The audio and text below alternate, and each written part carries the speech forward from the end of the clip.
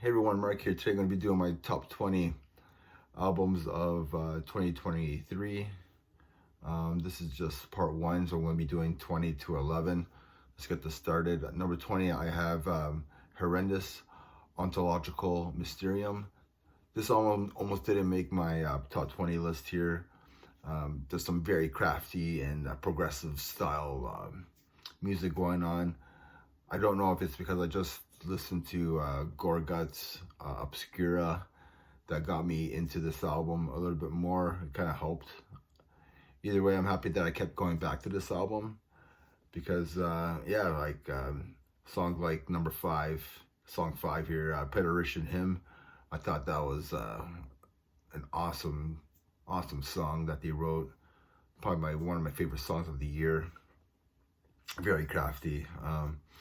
Then I also loved track 2 and track 6. I don't know how to pronounce some of the words that they have for these titles, but it honestly, it kind of reminds me of Voivod meets Between the Buried and Me. There's some really off-the-wall songwriting on here, and it's very unique. They have their own little style and flair going on, so I think it's an album that I'll probably keep going back to and keep listening because they have some thrash elements in like track 2 and stuff like that. So very awesome stuff. Number 19, I have Werewolves, My Enemies Look and Sound Like Me. I mean, this is a fast, intense, brutal death metal from Australia.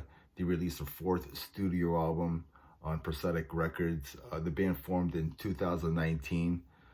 So like releasing their 4th album, they came out in 2019, like 4 years, like it's like one album per year. And this is like a side project as well from these guys. The drumming on here is insane by Dave Harley. This is a death grind style album, but they add some like groove elements to it, so you can headbang to this to this style of music. I think that's what makes this album so good. Under the Ground, the title track, Bring Me the Kill, Brace for Impact, Destroyer of Worlds, and so on. This just screams out intense death metal, and that's what you get on here. So number 19, I have Werewolves, My Enemies Look and Sound Like Me. Number 18, I have Go Ahead and Die, Unhealthy Mechanism. This is Max Cavalera and his son Amadeus Cavalera, and they wrote some kick-ass metal from. It kind of sounds like it's from 1989. It has an energy from that era of like death thrash and some punk and some grind elements to it. Also, this was produced by Arthur Risk. The guy's been on fire mixing. I don't think the guy sleeps at night anymore. I think he just works day and night. I think he just drinks coffee, producing albums. Guy kicks ass. Anyways, another guy who's on fire is Max Cavalera. This is a great album that he collaborated with his son, Amadeus. And I mean, it's a fun listen. It's a great listen. Max is on fire. He just re-recorded with his brother Igor. They re-recorded the first 2 albums there, Morbid Visions and Bestial Devastation. So the guy's just been on fire. Last year he released Soulfly, and that was a terrific album that he released there. I'm still listening to that every once in a while. Anyway, so I got number 18, Go Ahead and Die. Number 17, I have Krypta, Shades of Sorrow. And this is an all-female band from Brazil. And I mean, this is some solid death thrash. And some solid leads on here. Awesome drumming. Solid vocals by Fernanda. I mean, these girls came to play. And they just to show everybody that they belong here. They brought it, man. The band brought it. They deserve to be on everybody's end of the year list.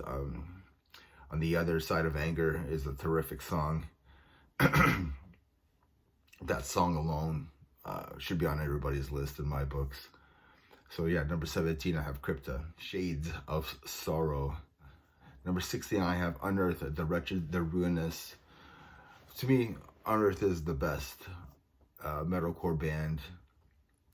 They've been around since 1999 or so. They've been very consistent, and they released probably their best album in years.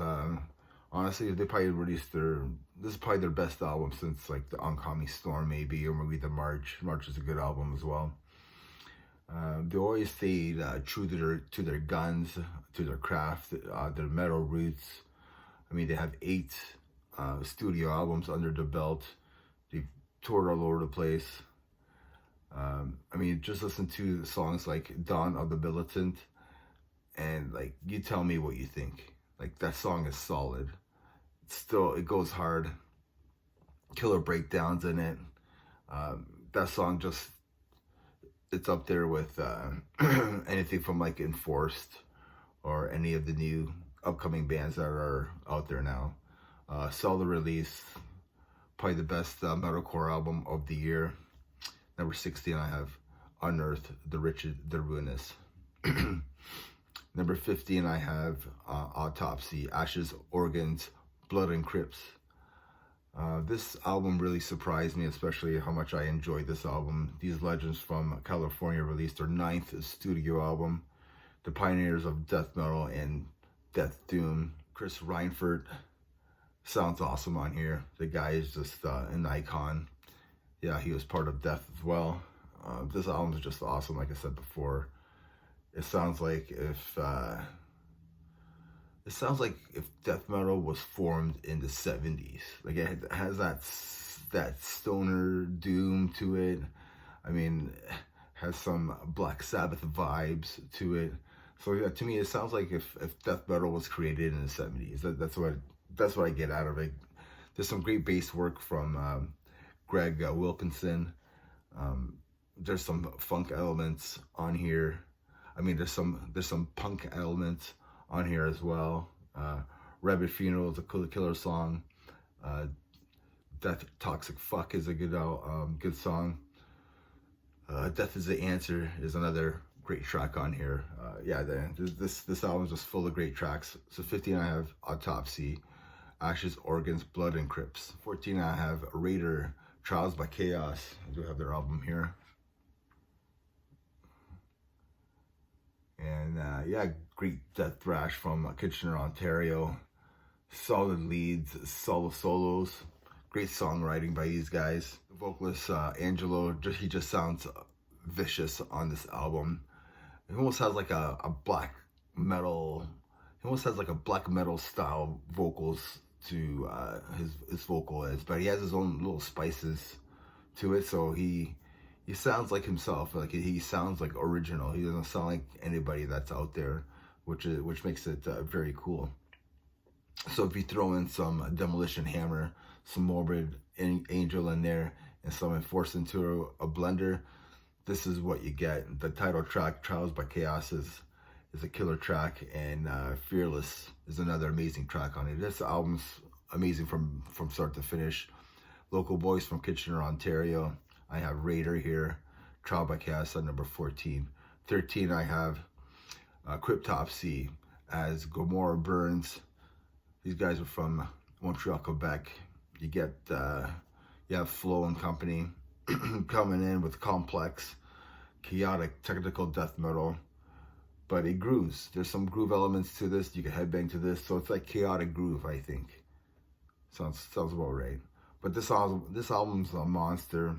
It took me a while to get into this album, but once I did, it's awesome. I think it's a great way to keep Cryptopsy's name alive, to keep playing shows, keep doing stuff, even though Flo's the only original member.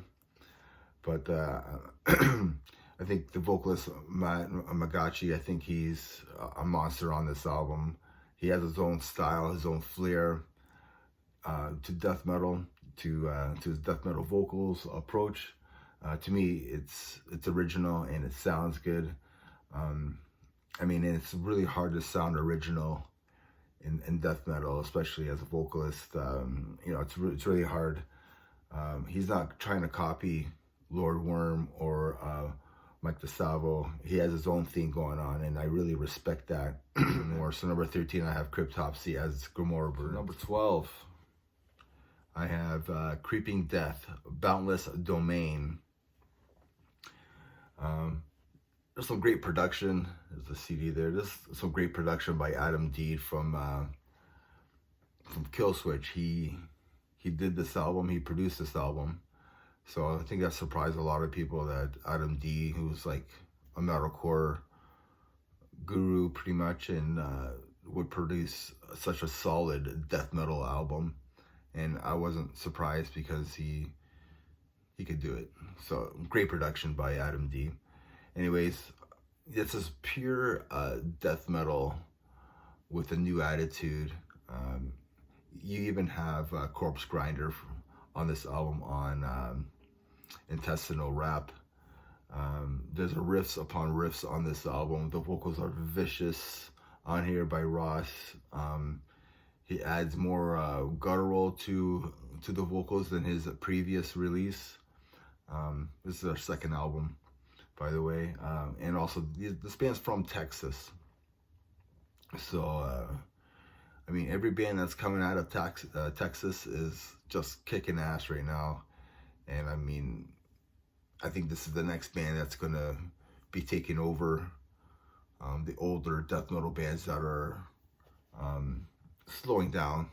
You know, not going to last forever, right? But I think it's one of the bands that are coming up for death metal for sure. So number 12, I do have Creeping Death, Boundless Domain. So if you haven't listened to this album, please do so. Next band is from Texas as well, and this is so number 11. I have Frozen Soul, Glacial Domination. This band's from Texas, just like Creeping Death. They're like leading the pack. You don't mess around with people from Texas; they'll mess you up. So, and they're keeping the metal scene alive over there. There's so many great bands, like I said before, from Texas. Anyways, this album hits hard. Invisible, Tormentor, awesome song. Arsenal of War, Death and Glory, Morbid Effigy is just another awesome song, and the title track is awesome. Every song on this album is a banger easily. It's produced by Matt Heafy from Trivium. So again, another like metalcore guy producing a death metal band. And yeah, I like the mix on this album. They kind of gave it the Injustice for All right hook on this. Kind of like the bass is very low on here. It doesn't bother me, whatever. But I mean, yeah, if you like Bolt Thrower with some hardcore edge to it, then this band's for you.